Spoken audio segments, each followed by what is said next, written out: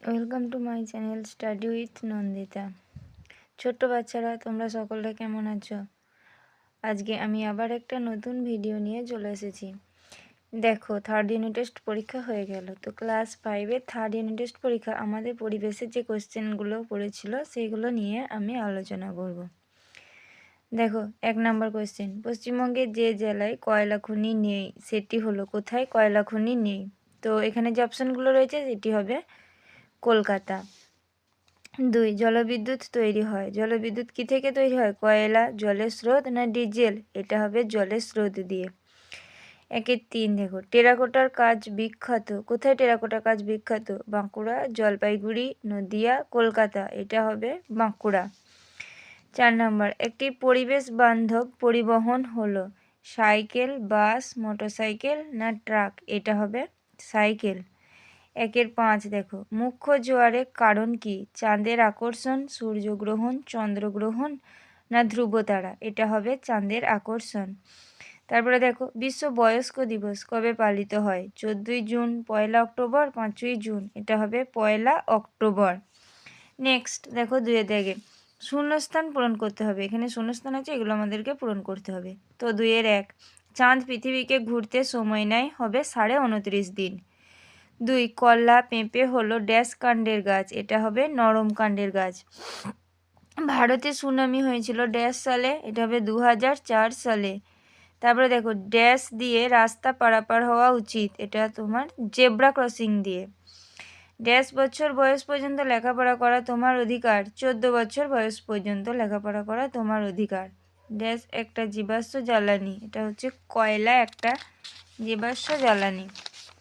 তারপরে দেখো, 3 দাগে দেখো, বলেছে সঠিক উত্তরটির পাশে সত্য এবং ভুল উত্তরটির পাশে মিথ্যা লেখো।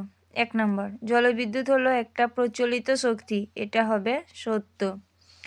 2, ট্রাফিক সিগন্যাল লাল হলে গাড়িগুলি চলতে থাকে? এটা হবে মিথ্যা। 3 দেখো, পটাশিয়াম পারম্যাঙ্গানেট জল শোধন করে? এটা সত্য। 4, সূর্যগ্রহণ পূর্ণিমা রাতে হয়? মিথ্যা।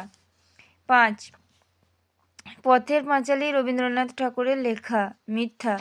6, ভূমিকম্প কবে হবে তা আগে থেকে জানা যায়? মিথ্যা। 4 দাগে দেখো, একটি বাক্যে উত্তর দাও। এখানে যে কোশ্চেনগুলো আছে একটি বাক্যে আমাদের উত্তর দিতে হবে। 1 নাম্বার, কোন প্রাণীর লম্বা দাঁত থাকে? হাতি। 2, কোন চিহ্ন দেখে হেলমেট কেনা উচিত? ISI mark. 3, সূর্যের কোন রশ্মি চোখের পক্ষে ক্ষতিকারক? সূর্যের অতি বেগুনি রশ্মি চোখের পক্ষে ক্ষতিকারক। 5, একটা বিষাক্ত গ্যাসের নাম লেখো। এটা হবে কার্বন মনোক্সাইড, সালফার ডাইঅক্সাইড, এগুলো হবে। 5, বিক্রেতা ওজনে কম নিলে কোথায় নালিশ করা হয়? থানায়। বেদের অপর নাম শ্রুতি কেন? যেহেতু বেদ শুনে শুনে মনে রাখা হতো, তাই বেদের অপর নাম শ্রুতি। 5 দাগের কোশ্চেনগুলো দেখো, এগুলো আমি লিখেছি। তো দেখো, 5-1, পরিবহনের 5টি মাধ্যম কি? পরিবহনের 3টি মাধ্যম কি? জলপথ, রেলপথ ও সড়কপথ। জোয়ার ভাটা কাকে বলে? জোয়ার ভাটা কাকে বলে? সাধারণত অমাবস্যা ও পূর্ণিমাতে চাঁদের আকর্ষণ ও পৃথিবীর ঘূর্ণনের ফলে নদী সমুদ্রের জল বেড়ে ওঠে, তখন হয় জোয়ার, এবং যখন জল কমে যায় তখন হয় ভাটা। 3, বনের গাছ থেকে আমরা কি কি পাই? বনের গাছ আমাদের নানা কাজে লাগে।